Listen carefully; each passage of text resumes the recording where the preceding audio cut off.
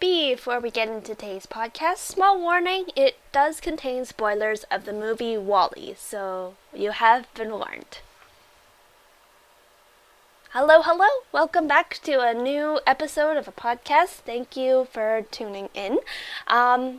I'm glad you guys have come in and listened to today's podcast because it is about a pretty old movie called WALL-E. And this came out quite a long time ago. I don't exactly remember, but the last time I remember watching it was probably 2014.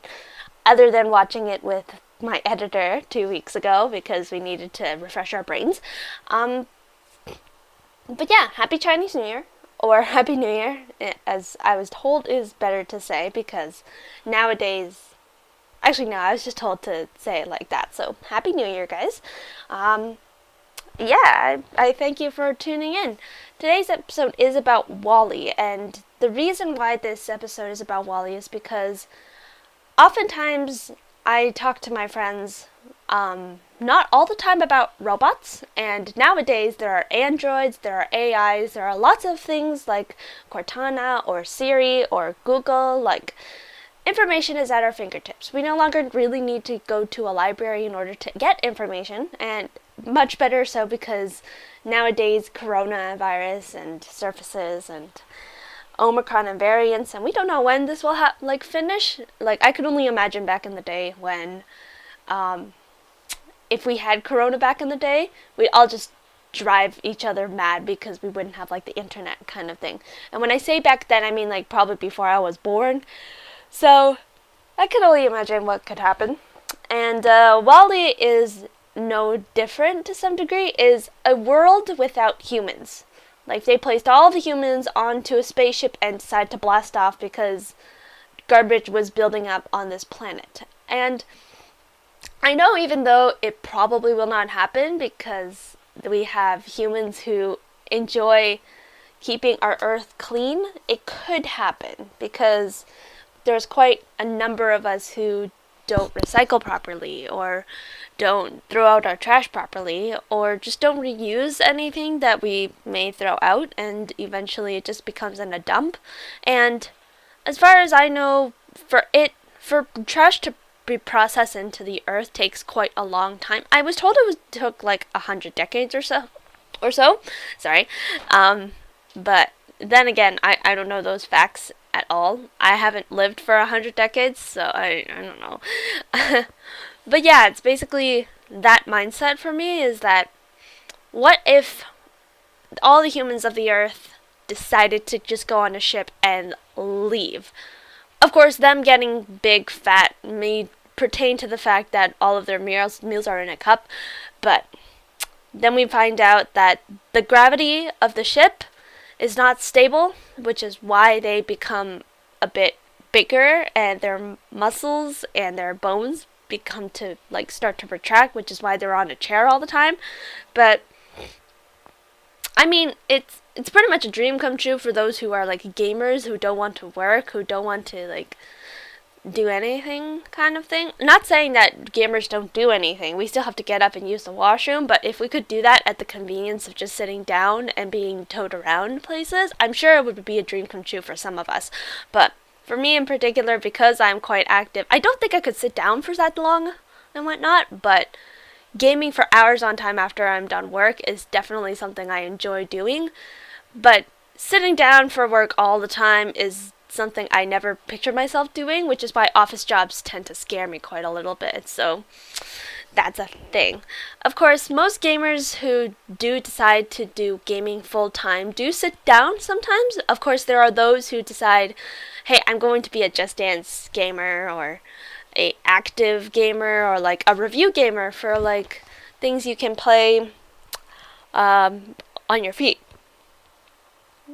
And yeah, it's kind of, for me, it's like a mix of both. It's all about, like, moderation and stuff. Some days I really don't want to get up, and some days I can't sit down. You know, it's interesting. I'm sure everyone has their own way of doing things, but this is how I do it, which, I'll be honest, is not super duper weird, but at the same time it's not super duper normal. Like, some people may think it's other stuff, and I tend to refer to a lot of people as some other people, when in reality they're actually just people. And there is nothing wrong with that. But yeah, that's basically what I wanted to talk about, is my relation with the movie WALL-E and human society. Like, eventually the humans come back to the Earth, which is great, because they realize that the Earth needs them. And, of course, we can probably know where this ends and whatnot. But what I really found interesting was it zooms in and it zooms out on a specific region in Canada. And I'm just like, why Canada, of all places? Of course, they might have been just generally zooming into a specific part of Earth. And, I mean, I don't know. It was something that I just noticed. I'm just like, you're zooming into a very specific part, our part, and what's that telling about us, kind of thing. But I might just be overthinking it. Who knows? Yeah. That's basically, yeah, that's all I wanted to talk about and stuff. And I know today's podcast was a little short just because I just wanted to ramble on a little bit and talk about things like this, just because we don't always think about everything we watch or everything we listen to.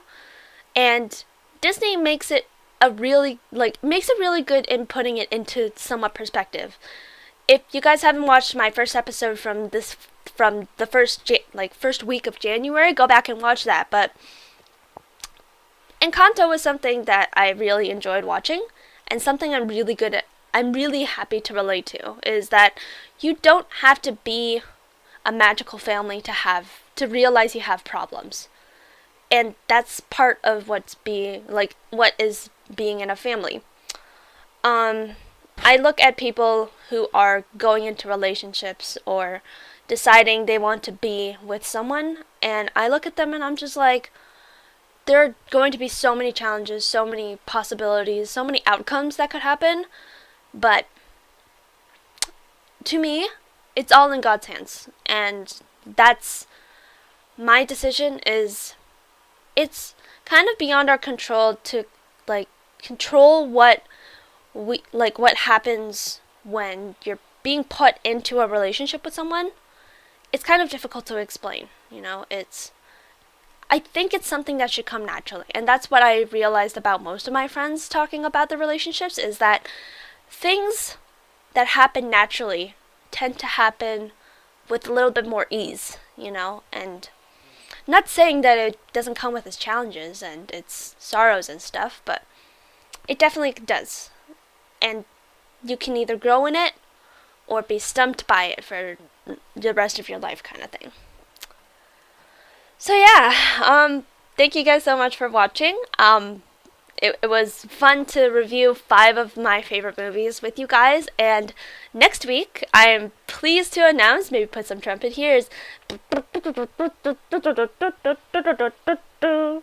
I am streaming on Twitch next week. So I have taken the next step in deciding I will Twitch stream once every 5 podcasts. So I've created this kind of plan for myself, or I was actually inspired by some of my friends, my sister, my family and stuff, to start Twitch streaming.